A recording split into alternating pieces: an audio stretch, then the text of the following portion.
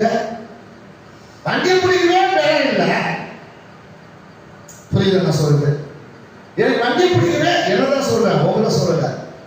ஏன்னா வண்டி பிடிக்கவே எனக்கு என்ன கிடையாது, வேலை இல்லை. நான் போய் இங்க வந்து ஒரு 100 மூட்டை மண்ணை தூக்கிட்டு போனேன்னு வச்சுங்களா, என்ன ஆகும்?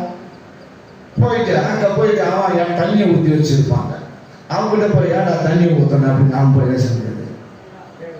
தண்ணி ஏற்கனவே வாங்க, தண்ணி இருக்குன்னு அதுதானே கலந்து வந்த, அதனை கலந்து வந்த போகும்போது அதை கையில் கொடுக்கணும் இருக்கணும், விளையாடணும்.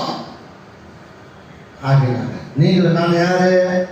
அவர்கள் நடுவிலே நீங்களும் நானும் பிரித்தெடுக்கப்பட்ட பரிசுத்தவான்கள்.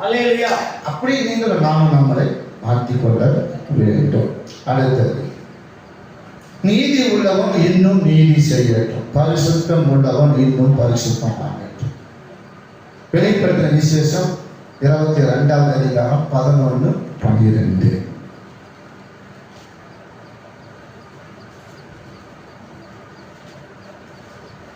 அநியாயம் செய்கிறவன் அநியாயம் செய்யட்டும், அசுத்தமாய் இருக்கிறவன் இன்னும் அசுத்தமாய் இருக்கட்டும், நீதி உள்ளவன் இன்னும் நீதி செய்யட்டும், பரிசுத்தம் உள்ளவன் இன்னும் பரிசுத்தமாகட்டும். இதோ சீக்கிரமாய் வருகிறேன், அவன் அவனுடைய கிரியைகளின்படி அவன் அவனுக்கு நான் அளிக்கும் பலன் என்னோட கூட வருகிறது.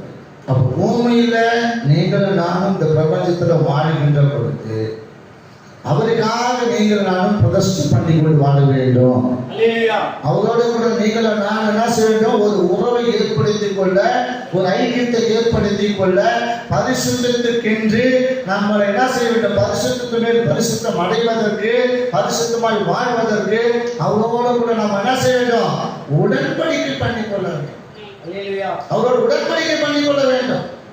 நம்ம உலகத்தில் இருக்கிற மனதில் எப்படியோ வாழ்ந்துட்டு போகட்டும். இன்னைக்கு ஏன் சொன்னா போதிக்கிறது கிடையாது, உபதேசம் இல்லை. இன்னைக்கு சபைகள் என்ன உபதேசம் இல்லை, போதிக்கிறது கிடையாது. ஏன்? வருமானம் பெருகாது, வருமானம் கூட வராது, ஒன்றிய நம்பாது, அவங்க வாழ்வாதாரம் பெருகாது. இதெல்லாம் எதுக்குப்பா? யாருப்பா இதெல்லாம் கேட்க போறாங்க? 4 ஆசீர்வாதமான வார்த்தை சொல்லிட்டு காணிக்கு கொண்டு போகட்டும். இதுக்கு மேல இவங்களுக்கு எதுவும் நான் மன செய்தி அவளை கொண்டு போக தேவையில்லை அப்படின்னா. இன்னைக்கு சபையில் என்ன உபதேசம்? ஏன் உபதேசம் பண்ணாதபடி பணம் தான். பணம்